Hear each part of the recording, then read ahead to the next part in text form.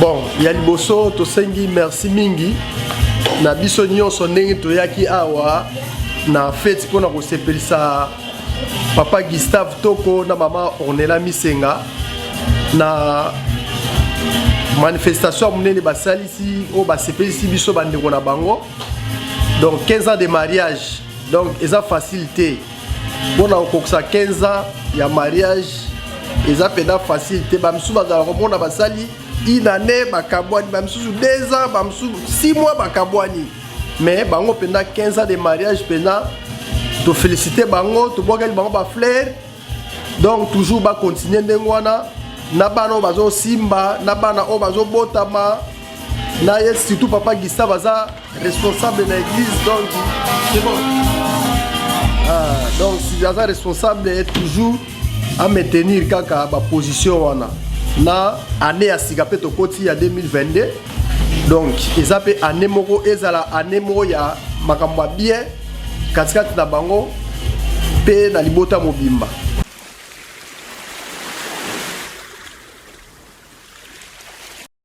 Bonjour, bonsoir. Selon l'heure à laquelle vous nous recevez, bonne année plutôt, bonne année à tout le monde, bonne année à papa, maman et joyeuse fête d'anniversaire de votre mariage. Je profite de cette opportunité qui m'a été donnée pour faire un petit témoignage par rapport à votre couple. Vous êtes un couple merveilleux, ce que j'ai toujours dit. Vous êtes mes papas, mes mamans plutôt, mes parents. Vous êtes des gens que j'aime beaucoup. Je vous ai connus à l'université. Quand je venais encore comme étudiante, Boulette, j'étais reçue par maman Ornella qui m'a encadrée. Elle ne me connaissait pas, mais elle avait trouvé une place dans son cœur pour me prendre comme sa fille. Elle m'a présenté à papa Papson et depuis, tous les deux, vous me considérez comme étant votre première fille, votre premier enfant. Et là, ça me va droit au cœur. À l'occasion de votre anniversaire, j'aimerais simplement vous dire que 15 ans de mariage, c'est pas peu de choses. Vous avez bravé les pires, vous avez surmonté les malheurs, comme on a toujours dit, on se marie pour les bonheurs et les pires. Et vous, mes papa et maman, vous avez surmonté tout cela. Il y a certaines personnes que j'ai connues qui, après 2 ans de mariage, se sont divorcées. Après 1 an de mariage, se sont divorcées. Voire même pendant quelques mois de mariage, ils se divorcent. Mais Dieu a fait grâce que vous puissiez atteindre ces 15 ans. Et vous êtes vraiment un exemple à suivre. Et ma prière est que Dieu continue à vous faire du bien. Dieu continue à vous faire du bien. Qu'il vous amène de gloire en gloire. Qu'il continue à marcher avec vous. Que cette union, cette unité que vous avez dans votre foyer puisse encore et encore s'affermir dans le nom puissant de notre Seigneur Jésus-Christ. Que cette année que vous commencez soit une année de bonheur, une année de paix, de prospérité. Et qu'à travers vous, à travers les biens que vous faites aux autres, que les enfants, vos enfants biologiques puissent en profiter aussi. Et c'est vraiment tout ce que je voulais vous dire. Et vous savez très bien que je vous aime beaucoup, je vous aime et je vous embrasse. Salut Ordi, salut Gistor, salut Gunella et Neltave, je vous aime beaucoup.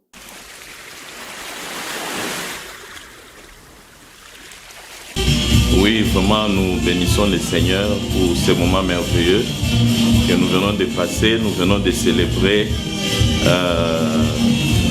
une grande célébration de 15e année d'anniversaire de notre cher couple, Papa Guy et Maman Ornella, Papa Gustave. Et ça fait longtemps que je connais ce couple. C'est un couple merveilleux. Et je sais que Dieu le fera grâce. Ils vont aller encore plus loin. Nous leur souhaitons de bonnes choses, de bonnes choses, de bonnes choses. Vraiment, comme j'ai toujours fait un peu de la blague à Papa Guy, je l'ai toujours dit d'appeler Maman Ornella Chimouma. Donc, que Dieu les bénisse encore. qu'ils aillent encore de l'avant. Depuis que je les ai connus, ils sont toujours ensemble et jusqu'aujourd'hui. C'est vraiment une très bonne chose parce que nous voyons beaucoup de couples actuellement par différents problèmes. Ils se séparent et ça termine comme ça à queue de poisson. Mais avec eux, malgré les hauts et les bas, ils sont toujours là. Les réalités de l'Europe, les réalités d'ici aux États-Unis ne les ont pas séparés. Ils sont toujours unis, ils sont ensemble. Vraiment, plein de bonnes choses à eux, plein de bonnes choses. Que Dieu les bénisse. Qu'ils aillent encore de l'avant. Nous les bénissons encore plus d'années au nom de Jésus-Christ.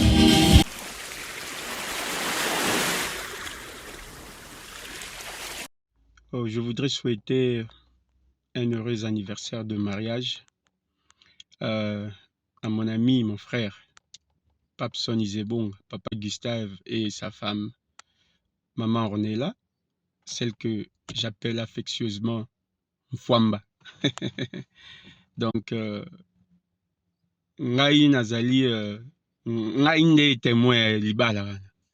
Ngai nde namoni ondenge zobanda. Et puis, ti est comme libala. Donc, s'il faut dire un mot, et ça couple moro et bandi kala, biso nde tomoni ndenge zobanda. Donc, c'était un amour académique, d'abord, et puis, vraiment, ils se sont aimés sérieusement. Et chemin faisant, Simbani, le Borona, le Boroti, et Komagi na niveau que va balana.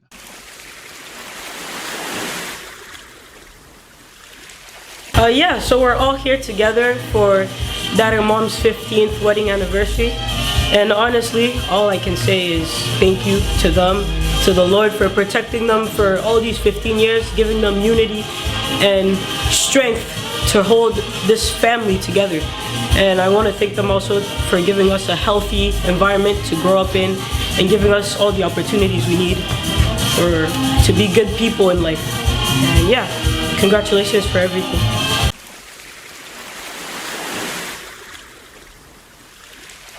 Bonjour, bonjour, meilleurs vœux à vous, la famille Toko. Un neveu, parmi les neveux Nyonso, c'est le neveu qui est resté très attaché à Ngai. Et c'est parmi aussi les neveux qui incarne ma vision de la vie. C'est-à-dire que l'essence de sacrifice, l'essence de dévouement et l'essence d'aide. Pour votre 15 ans de mariage, je ne peux que donner un témoignage vraiment qui m'a toujours inspiré, c'est l'amour. Quand je vois comment est-ce que Bandon on a kayena moi c'est Ornella et amour on a bien vraiment libala na muntu bomaka alors qu'est-ce qu'on avait papa na muntu pe sima après moi calme yewana koko yewana isusu azongeli chérie nae et Ornella yewana pe susu alingi pe kaka mobile nae. Voilà les sous-bassements d'un couple modèle, c'est l'amour. Moi, tiraillement, moi, kondo, on est koko zangate, koko zala, mais on sait que ce sont des choses qui peuvent arriver dans un couple parce que mouta une éducation naie, mais maintenant vous devez vivre ensemble durant toute votre vie, c'est quand même énorme. Donc, je félicite les couples Toko pour cet enseignement. Qui s'attache à l'amour dans un couple, le pardon et l'oubli, surtout l'oubli aussi. Ok, malgré beaucoup ndongwana moi sinayo, malgré ko silika, malgré beaucoup kanda, mais ce que leki et on fait tout pour se réconcilier. Vraiment, les ans de mariage ça s'est fait.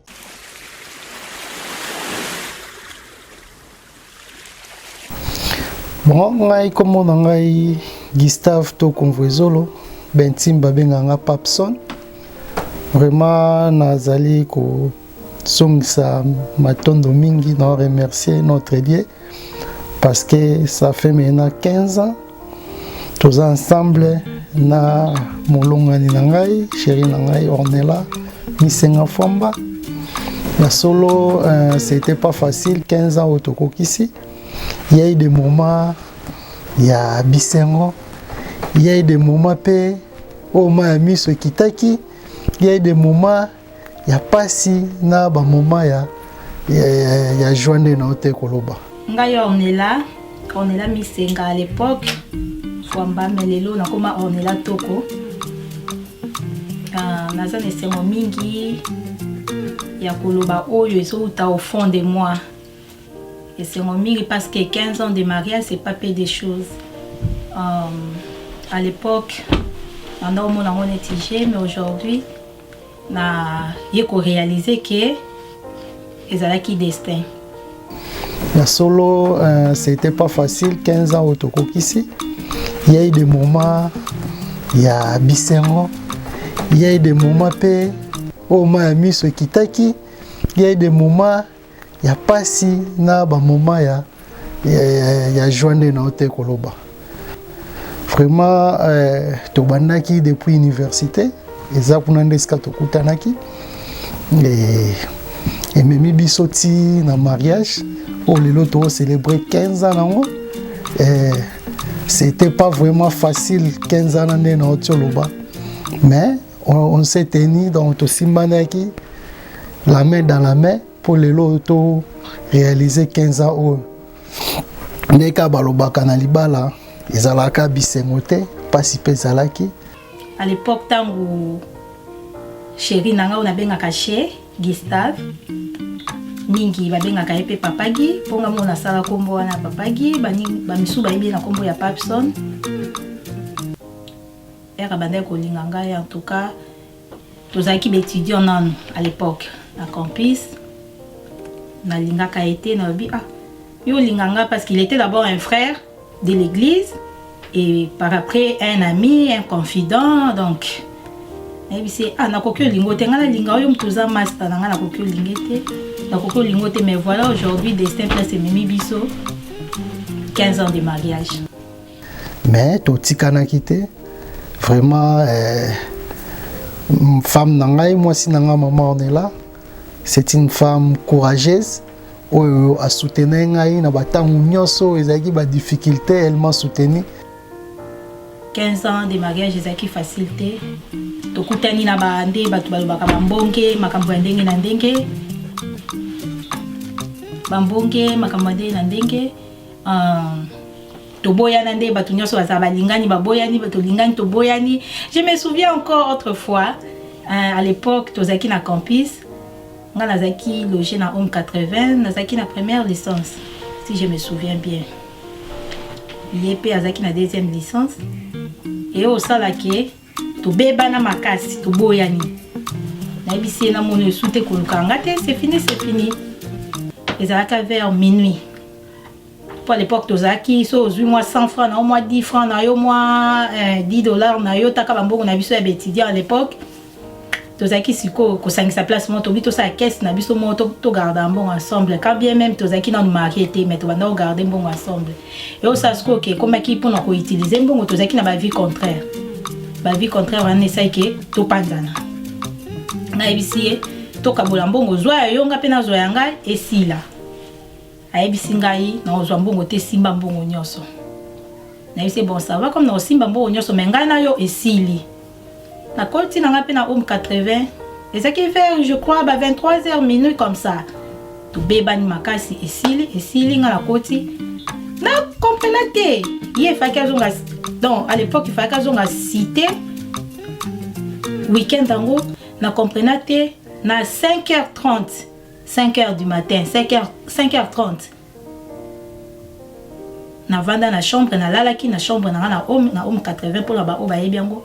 Na yoka ba benga ngai ke non, bazo luka ona c'est parce que ba garçon ba kota raté na ba oma ba fille. Nani azo luka na heure na 5h. Na beti on okara. Comme ba fenêtre ba chambre na biso etalaki na cour intérieure ya Home, na tali boy na moni mutute.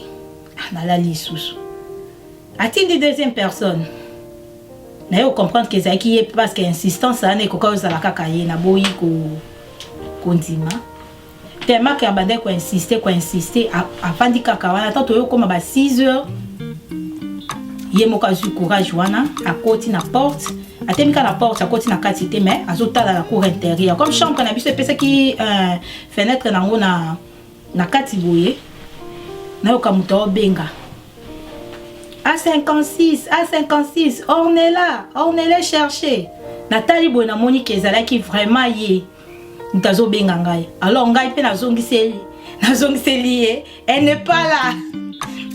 Il n'y a pas de monde qui est ça. On est là. Et chercher. Elle n'est pas là. À 56. On est là chercher. Elle n'est pas là. Alors on a boyaka kokita. Moi, la vanda, on a presque toute la journée. J'avais une copine que j'aime beaucoup. Brigitte. Aujourd'hui, Madame Miyala, parce que bango pe tozala na bango vraiment bango pe balingana carton bazaka étudiant tout ça. Akitaki quand même akemuna ye abandi o plaider tout ça par après na kiti kaka. Donc histoire eza mulai so to bito bando betango lelo to lala ati lobby donc kutu anecdote mo na ebi jo mususu wa to bala na sika to vanda boye mwasi a salate mubali a salate mais bo to bala na donc bo vandika bo banda tongo no bolie telo mote na tuni o kanisa pana bino de héros de jolia ki na banini ai singa ite no kanisa pana bisote nzambe mo ebelo nyo bongsila biso boso ti ba petit to zo mo na biso boso orgi ya mi balé Gistor toyo kende boma to sai 3 ans na boma est-ce que tu ando travailler na commerce extérieur ndé toyo ozwa visa ya États-Unis toyo avant est-ce que Guinée là na nelta va botami 4 bana otata nzamba pesi biso ya onde bénédiction na biso dans les lots 15 koki et lo ka to senga pa nzambe abaksila biso makasi apesa biso bolingo lisu koleka pour tokende toujours de l'avant to boko la bano apesi biso na kimia. En tout cas na senga nzambe merci mingi parce que tout au début là moi j'étais tellement difficile que makamakazi otobenga makamakazi quand je dis non c'est non. Mais suite à mon mari, aujourd'hui je suis ce que je suis. Nakoma la mutema moko munene parce que nakuta na mobali moko o aza mutema munene, aza humble, apesa kanga bolingo belé. Donc pour nga la benga kaye un homme sans tache, sans microbe. Donc pour la bentime ba ebi yango en tout cas Gustave, mon chéri, mon amour, aza cadeau ou ta pa nzambe nzambe da pesa nga cadeau wana. Donc il est tout pour moi. Je l'aime beaucoup, je t'aime beaucoup chérie.